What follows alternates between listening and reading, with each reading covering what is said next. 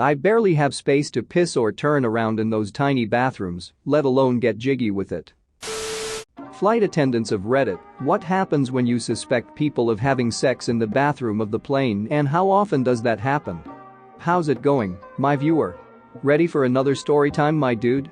Great, get your popcorn and strap in because this one is going to get good.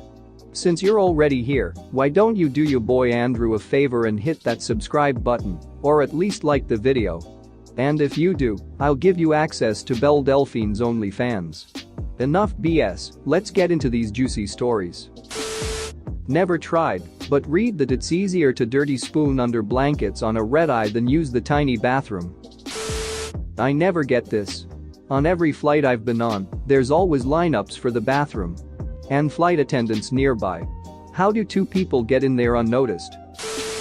I caught two little people having sex in the photo booth at my bar. We had to lift them out by hand because they were so drunk. They were completely naked. Pilot here. Once heard our senior cabin crew bang the door and shout in her thick Irish accent, "If I'm not getting any, yous too sure as hell aren't. Get out and sit down." Edit. My most liked comment is about customers doing the nasty in the loo. Great. The logistics of this seem mind-boggling. I can barely close the door while avoiding pee splatter and fluids on the side of the toilet.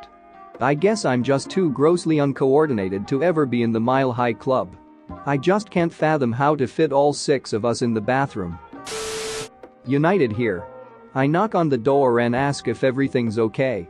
If they're smart, only one person answers. I can't exactly barge in, but once I hear a second voice, I can open the door. This is where the fun begins. I then drag the two with their pants down to the front. They get to do the walk of shame. Then I open the emergency door and fling them out. They make a nice splash over the ocean. I usually quip at them something pithy I practiced the night before, something like "you should have used a serious tag." It wasn't sex, but I actually had a flight attendant introduce me to a guy I dated for 3 years. We were flying out of a war area and I had an entire row to myself. It was a dry contract, so the second we were wheels up from the last post, everyone was ordering beer and/or liquor. I was listening to music and felt someone watching me. So I turn to my left and see this super cute guy holding 6 beers. He told me the flight attendant only agreed to give him that many if he would come up to my row and share them with me. I looked back at the flight attendant and he was giving me a thumbs up. He sat down and then we dated for years. He actually sent me a photo of him and the same flight attendant a couple of years ago. Serious answer: not very often. How do we react? It depends. If they are first-class passengers, you pretend you don't see. I once had a couple ask me if they both could use it together. Confused, I asked why. He gave me a wink and said it is on their bucket list. This couple was in their late 50s. I informed him, only one person is allowed inside at any given time, and if I see them enter together, I would have to stop them. However, I will be leaving for 15 mins now. They did the deed and thanked me. I'm all about helping people tick off their bucket lists. I fly for a really big international airline. So I had chance to see people from all over the world. Still, I can say it doesn't happen that much. What happens, how I react depends on the flight, passengers and their previous attitude.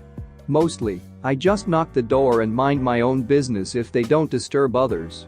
The main problem is in case of emergency or sudden turbulence, lovebirds will almost certainly get hurt, and there is no way I can explain to the company how I let it happen. Nobody wants to do it for that minor thing, but on paper, the passengers can be picked up by airport police and charged even. It happened to me flying JFK to Madrid.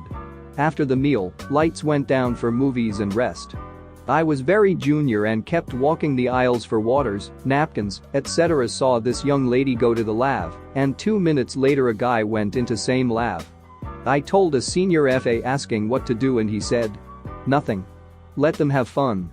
After, she went back to the seat with the smile, and he went back completely paranoid if someone saw him or not. Women are brave than us on things like this, lol. When I served breakfast to them, I gave her a big smile. After that, I never said anything about it, but do know, most of the time the crew is aware of it. Great memories from great days. TWA.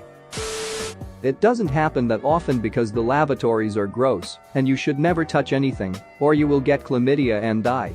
Also, maybe it's just me, but since no one looks at the occupied sign, if whoever is in there remembers to lock it at all, I instinctively tell people there's someone in there whenever they approach.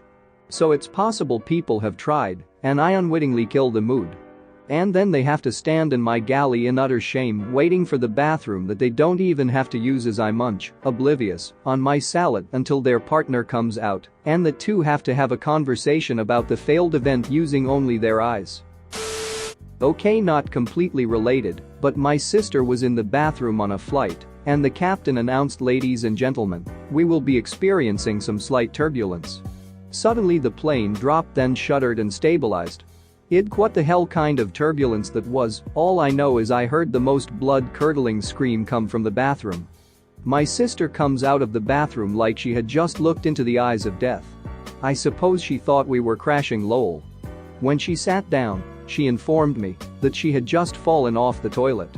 So it's safe to say I will never attempt to join the Mile High Club. Just imagine. Not a flight attendant but a pilot, I've been flying for a few years and luckily haven't had anything of the sort. Closest I've personally had was a flight attendant get unwelcome touches from a drunk passenger. It's mildly satisfying having charges pressed and the customer service folks informing that passenger who had hundreds of thousands of miles and enormous status with the airline, lose all of that and banned from flying with us on top of it all. Everyone forgets that cabin altitude of airliners is 6 to 8k feet, and the light mild hypoxia means alcohol affects you significantly more than on the ground. It doesn't happen as often as people think it does. When I was still flying, 71 to 91, more people just got off in the rows of seat in darkness under a blanket rather than in toilets. First class you ignored the people or gave the guy a wink, but other classes, I just smiles knowingly at them. We had a few people also do it in the galley below floor level on B747-4 which we had on our aircraft, although more often than not it involved one or more of the crew. Easy to do as you could dim the lights, and by opening the elevator door downstairs, the elevator you're not operate. Prior to 747 we had 707 and several times there were only 2 first-class passengers, and we just left them too. It had a coffee break or sat on flight deck and told pilots what was going on. Cruelly one couple were getting friendly, naked under a blanket in business class. A kid asked for a blanket for his father. We pointed to that one, the kid of about 7 to 8 grabbed it and walked off dragging it behind him, leaving the couple uncovered. One of them moved quickly to find something to cover themselves and accidentally turned on reading light, spotlighting themselves in the dark cabin to the smiles of other passengers and crew who happened to be passing. I'm a flight attendant for an international airline. Sadly, it doesn't happen that often, and what happens will very much depend on the day. If it's on a narrow body, single aisle aircraft, your chances of this are practically zero. It's too busy and there are not enough bathrooms. On a larger aircraft is where the fun begins. I've never had anyone brazen enough to ask, but don't think we won't find out. As another poster has said, we're never too far from the toilets usually, and also check them regularly, so don't think we won't find out. There are times when I've been too busy to give a crap, however with a bit more time. If possible we're going to make the most of it and call throughout the plane to let all the other crew know what's going on. And at least we'll be listening to the awkward knocks and stifled whimpers through that flimsy door and having a good giggle behind your back. I've brought down champagne from business before for a frisky couple after the fact. She turned bright red, but he seemed pretty impressed with himself. I've also flown with a terrible square who knocked down the door and ruined the party. So I guess the answer is YMMV.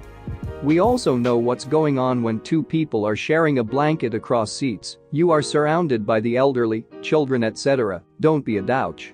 Additionally, I would like to add that the toilets are absolutely disgusting, even when they have just been cleaned. The cleaning crew are under tight deadlines just like everyone else. Even in this COVID world, money comes first, and time is money. Pet peeve: do not wear socks to the bathroom. You wouldn't do it in any other public bathroom where people have pissed or shat all over the floor. If you want some real juicy stories, look for what FAs get up to on their downtime. Thanks for watching. What did you think of the story time? Let me know in the comments below. If you liked the video, smash that like button and subscribe so you don't miss any more story times.